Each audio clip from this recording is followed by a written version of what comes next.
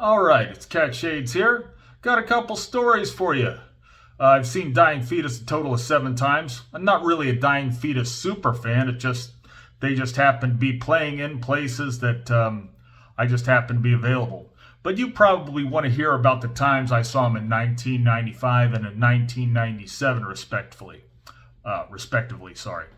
First time was May 18th, or no, I think it was June or July 18th of 1995. So this was a long time ago. It was their very first out-of-state show outside of Maryland in Dayton, Ohio. And this was my first exposure to Dying Fetus. Prior to then, I hadn't even heard of this band, and I had no idea that they'd be pretty successful all these years later. At the time, John was still playing that BC Rich, the red BC Rich with a bunch of stickers all over it. And as far as their drummer, they didn't have Rob Belton. They had Casey Buckler. Casey Buckler, I guess, filled in for a little bit during the period in between Infatuation with Malevolence and Purification Through Violence. I can't tell you what songs were played. I'm sure they probably played all the songs they had at the time. And that was my first exposure into that like deep, kind of like, death dog type of vocal with John Gallagher. At the time, I was like, what the hell is this? I didn't get it right away. I was kind of like, oh, what the hell? This is a little bit too weird for me. But I ended up enjoying it. Since I wasn't there to really watch Dying Fetus, I wasn't paying a real close amount of attention. I hope there's video of this show out there. But anyhow, let's just go on to the 1997 show.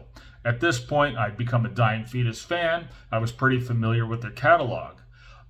They were a 5-piece in 1997.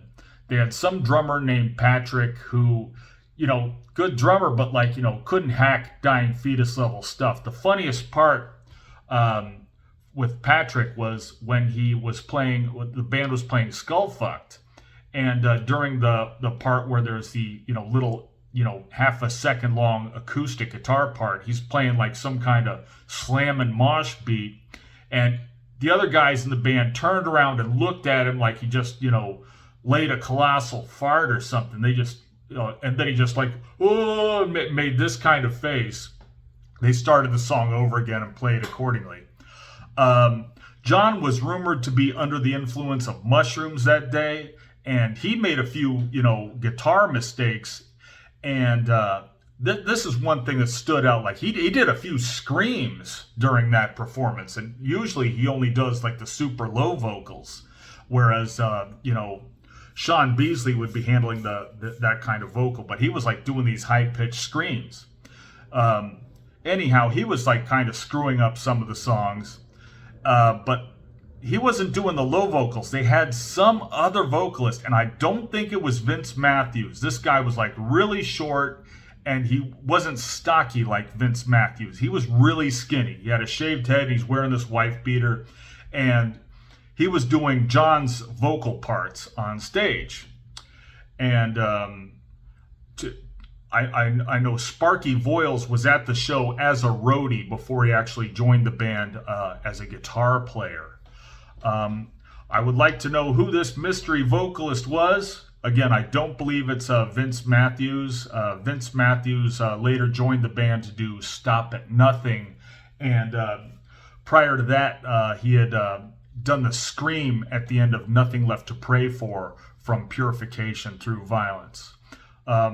Despite, Pat, not quite being able to hack it and John making a few, crazy mistakes, it's stuff like this you'll remember for the rest of your life. After that, Dying Fetus became a much more professional band. After they finished the date in Piqua, Ohio, they had several dates to play in Texas. And while in Texas, they played with a band called Deity. And it was there they met Kevin Talley. The guys were like, oh, Pat's not quite working out, and, we've got, all these other problems. And, they were considering hanging up the band at that time in 1997.